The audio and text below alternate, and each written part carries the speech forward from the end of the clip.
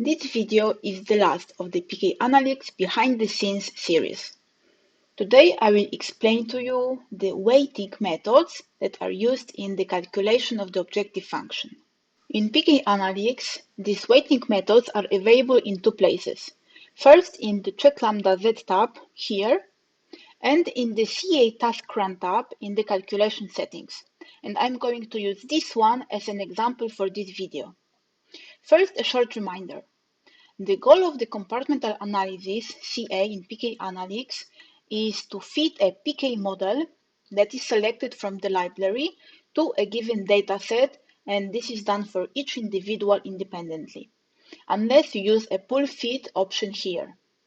So fitting a pk curve means finding values of the model parameters that minimize an objective function.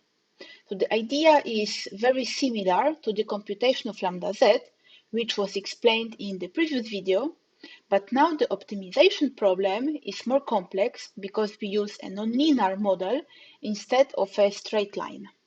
Lambda z parameter is calculated using the least square method, which finds a line that minimizes the sum of squares of residuals and passes as close as possible to the data points.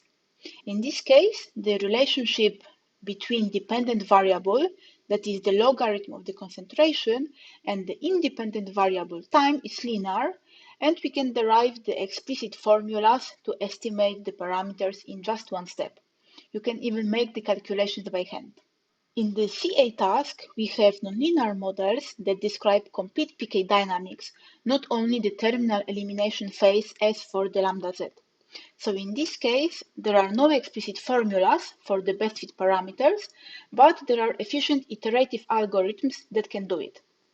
However, due to this iterative procedure, such algorithms need initial values to start, and this is why in the CA task, there is a check init subtab, which helps you to find good starting points. Now let's focus on the objective function. The best fit model parameters minimize the objective function, that is the weighted sum of the squared residuals. The weights account for the accuracy of data points. In pkAnalyX, there are several options, such as uniform weighting, where all values are equal to 1, or 1 over y squared, where y can be a model predicted value, so y pred, or observed value. In this case, we use y obs. Weights help to find a fit within a range of measurement error which can be different among data points. For example, a uniform weighting can be applied to estimate values of model parameters when the data points have the same degree of variability along the whole concentration curve. And this corresponds to, for example, constant measurement noise. Let's look at an example.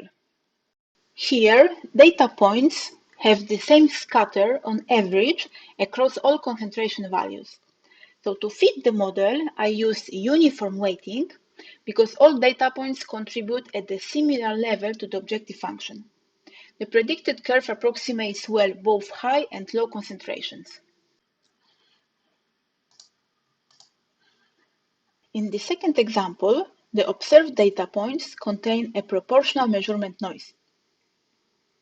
And you can see that the scatter is higher for higher concentrations.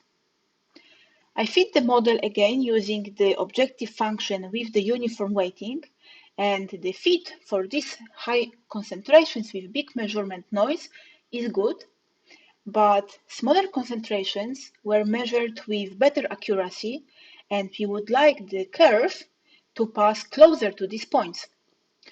And we can see in the log scale that these points are not so well approximated. So the objective function needs to be adjusted to fit these points better because they have higher accuracy with respect to the points that are in this part. When data points do not have the same degree of variability along the whole concentration curve, for example, as in the case of proportional measurement noise, then to find a better fit, it is necessary to use weights to give more importance to points with higher accuracy. Let's analyze the previous examples in detail. Here, the y-hat curve shows the ideal fit. We see clearly that points at higher concentrations are more spread around this curve, which suggests that the measurement error is proportional to the value of the concentration. Now, if I take 2 points, 1 and 2, with concentration at point 1 higher than at point 2, then the distance of the observed value to this ideal curve will be larger for the higher point 1 than for the point 2.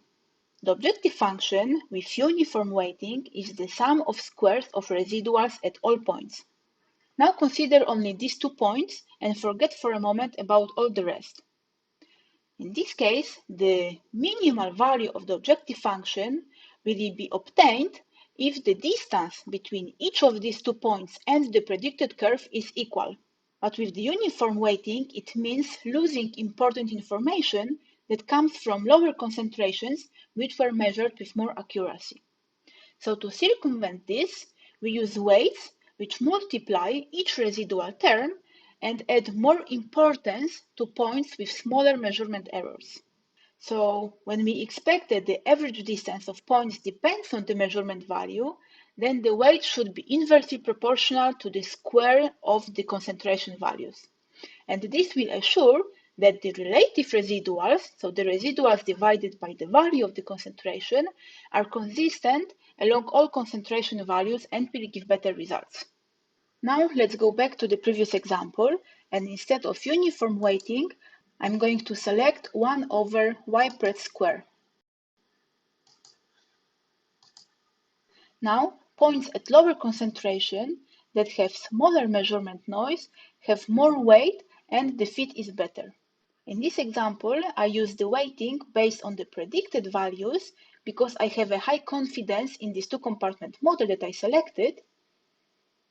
But if I had a high confidence in my measurements, but not in the model, then it could be better to use weights based on the observed values here. And this is a default choice in PK Analytics.